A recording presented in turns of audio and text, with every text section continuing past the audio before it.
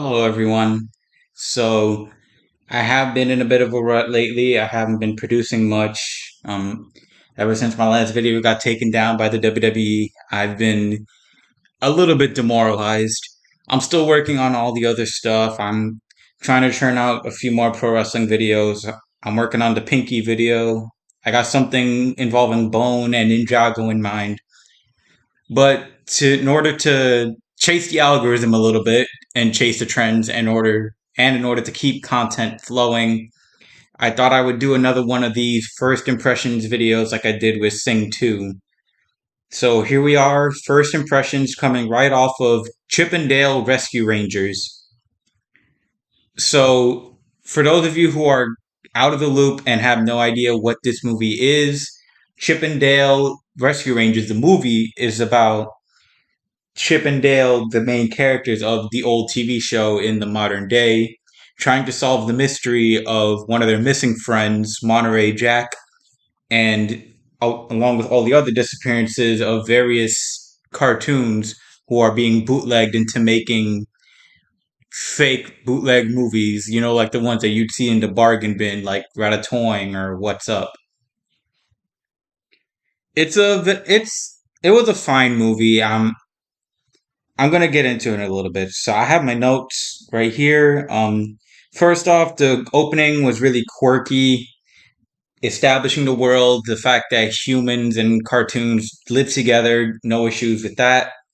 Then we get into honestly a pretty generic backstory with Chip and Dale meeting, like, oh, they were best friends ever since childhood, and they went on and became stars in their own TV show.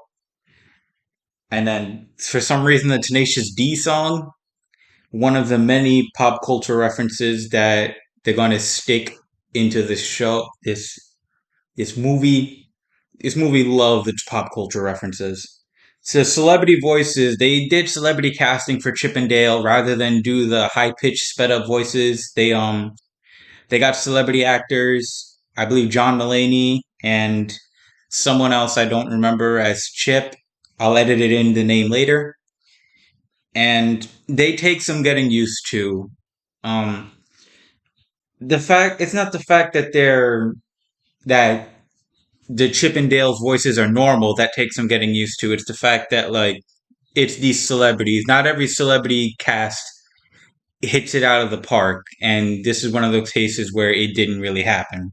Especially with Chip. A lot of Chip's line reads, they felt really bland. His performance felt really bland. He didn't show a lot of emotion in cases where he should have been showing intense emotion. The dialogue is also really on the nose for its own good. It's a lot of tongue in cheek humor, a lot of, oh, what if we did this? Or, oh, it's this trope. They really love doing that. And sometimes it's funny, sometimes it gets incredibly grating. Let's see here. They really gas up the Rescue Rangers too. Just to be on a bit of a tangent, me personally, I was never really a fan of the Rescue Rangers. It's probably like in my opinion, maybe the fourth or fifth best Disney afternoon cartoon. And even objectively speaking, I think there's at least three other Disney afternoon cartoons that are more famous and better than the Rescue Rangers, like Darkwing Duck, DuckTales, Gargoyles. These are the cartoons that appear in the public mind or what people think of when you say Disney afternoon. So they gas up the Rescue Rangers a lot, and I mean a lot. They act as if this was the best thing about the Disney afternoon, which honestly, to me, it's not. Okay, so let's talk a little bit about what everybody is talking about. All the cameos, all the references. Like we have we have Roger Rabbit, we have Peter Pan, we have video game characters, we have Transformers, we have a character voiced by Seth Rogen being confronted by three other characters from three other movies voiced by Seth Rogen as well. They are milking the pop culture references for all their worth, and it gets in the way of the movie a lot for me. Like there's a decent idea here. There's a decent movie here. Like the idea of the villain who is a grown-up Peter Pan. They're going to acknowledge the controversy right now. They do lean in on the child actor grown-up thing and how they just throw away the child actors when they grow up, which is what happened to the real life person who voiced Peter Pan as a kid. Disney did do that to them, and yes, they should be called out for trying to make jokes about this situation. It didn't seem like it would be that bad at first, but then watching the movie, it's exactly what you think it is, and it just leaves you with a weird pit in your stomach just thinking about it. Now, there is actually an interesting concept here. Like, I like the idea of kidnapping Disney characters and rearranging their parts, turning them into bootleg concepts in order to make those bootleg Disney movies. I like that idea. It feels a lot like that episode of Gumball where they called out the bootleg Chinese show that was made about them. It feels like something that could work, but it's bogged down by the fact that rather than focusing on that, it feels like they're focused on throwing in as many references to as many characters as possible.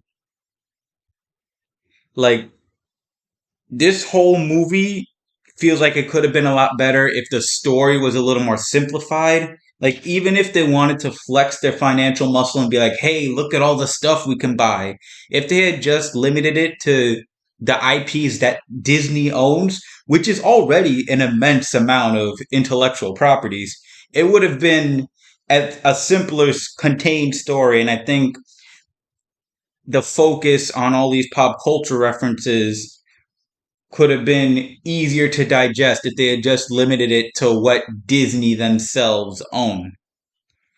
And it would have made for an even tighter story because it could have been like some kind of meta commentary about Disney and the sort of black market, quote unquote, of these bootleg movies that people make off of Disney movies. But instead, they want to focus on the fact that it's like the CEOs and everybody at Walt Disney are flashing their wallet. This movie feels like someone's flashing their wallet in your face, saying, "Look at how much money I have. Look, I can afford 5 seconds of Randy Marsh. I can afford to bring in Mantis from Kung Fu Panda and have him voiced by Seth Rogen too." It's it gets to be a lot. There's also a lot of focus. There's also a lot of focus, too much focus on ugly Sonic. And I'm going to be absolutely honest with you. If they didn't reveal it right before the movie came out, Ugly Sonic would have been hilarious to see in the movie. But they had to advertise it because it was a way of bringing people in. And it's funny for a second, but then they go way too hard with it. They do it too much. They do it a lot. And they do the whole thing with like they focus on the teeth and emphasize how ugly the design is. And it's like, we get it. And funny enough, I'm coming off of this movie after also coming off watching Sonic the Hedgehog 2. And like just back to back, obviously one design is better than the other. But to focus so much on Ugly Sonic as a whole, like he was too important of a character for this movie. And this is what I was talking about flexing that financial muscle and trying to prove how much money you have by saying, look, we can afford Sonic, but the ugly version, aren't we funny? Like it's a little too tongue in cheek, it's a little too much. Let's see what else do I have here. One thing I will give about the positives when it comes to all these cameos, at least, is that the fact that they're mixing all of these animation styles, it's an incredibly ambitious idea. I will give it full credit for that. The mix of CG, stop motion, 2D, and all the different styles like rubber hose style, 3D style, other 3D style like the old classic red and blue 3D style at one point. Like it's a lot to animate, it's a lot to render, it's a lot to create. And I applaud this movie for at least going as far as they did to push the boundary for all the designs that they could make. And it looks really good. One of my favorite designs is the police chief. He's animated in claymation style and they do a lot with that style. That's actually pretty funny. Like things are always getting stuck on him. He carves out a fingerprint off of his body. He can squash and stretch like he would with clay. It's an incredibly interesting design for a really poor character and a really poor twist villain. Like and like I said before, with all the tropiness, they think that if they call out the fact that it's been done before, that makes it better. It doesn't. Like doing something that's already been done before, you don't make it better by saying it's been done before. You make it better by doing it better. Like even if it's been done before, as long as you do it well, no one's gonna care. And some of the designs, I'll admit, some of the designs got an actual chuckle out of me. Besides, like the police chief, like there was a moment where just a sock puppet shows up out of nowhere, and I'll admit that got a really big chuckle out of me. Just seeing humans and claymation and CG, and then out of nowhere, just a sock puppet. That was actually pretty funny. The action as well. It's honestly, outside of the cameos and outside of the fact that it's Chip and Dale, the action was fairly standard. The comedy was fairly standard. A lot of good jokes, a lot of bad jokes. It's a really average film. Like literally, the only thing that makes Chip and Dale Rescue Rangers stand out is the fact that it's Chip and Dale Rescue Rangers. And even then, that by itself wouldn't make it stand out.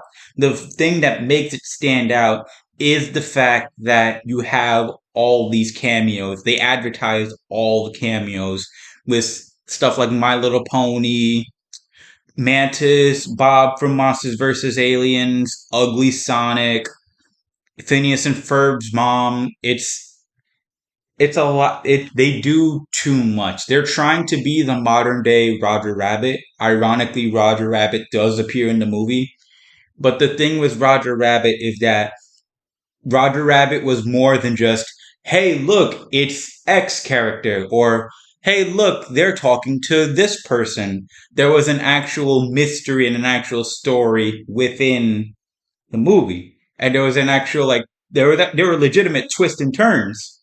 But here with Chip and Dale, the mystery is fairly straightforward. The villain gets revealed very early on, and the one twist villain with the chief, it's it's not a very good twist. And again, calling it out and saying, "Oh, look at what we did," that doesn't make it clever. So, do I hate this movie? Do I love this movie? I think it's a very middle of the road movie. Chippendale Rescue Rangers didn't need to have all these other cameos from all these different companies. If they had just, even if they had just stuck to what Disney owns, which is again a lot, they could have done something at least a little smaller, a little more smart. But they cast their net too wide when it came to the cameos, and it just overshadows the movie itself. So I would paint this as like a 5 out of 10. It does what it wants to. It does what it does okay.